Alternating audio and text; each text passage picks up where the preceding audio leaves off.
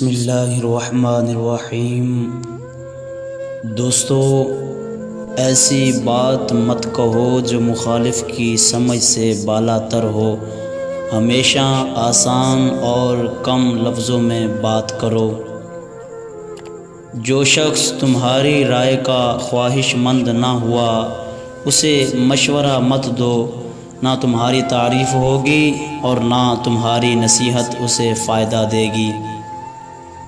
وقت سب کو ملتا ہے زندگی بدلنے کے لیے، لیکن زندگی دوبارہ نہیں ملتی وقت بدلنے کے لیے۔ شرک کے علاوہ ہر گناہ کی مغفرت کی امید ہے، لیکن گمراہی کا معاملہ بہت سخت ہے۔ سب سے جاہل وہ ہے جو گناہ سے باخبر ہوتے ہوئے بھی گناہ کرے۔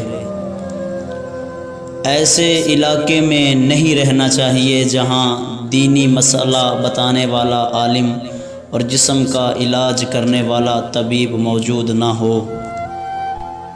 میری زندگی میں آنے والے تمام گھٹیا لوگوں کا بھی شکریہ، جن سے میں نے سیکھا کہ مجھے ان جیسا نہیں بننا۔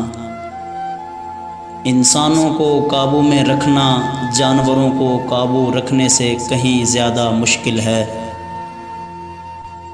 عزت کے موتی پر ذرا سا بھی داغ لگ جائے تو ہزاروں دریا بھی اسے دھو نہیں سکتے۔ جس طرح نگاہ کی ایک حد ہے جس سے آگے وہ کام نہیں کر سکتی، بالکل اسی طرح عقل کی بھی ایک حد ہوتی ہے جس سے آگے وہ بیکار ہے۔ وہ شخص دولت سے مالا مال ہونے والا ہے جس نے خواب میں یہ دیکھا کہ اونچے پہاڑوں سے صاف شفاف پانی گر رہا ہے اور خواب دیکھنے والا اسے استعمال کر رہا ہے۔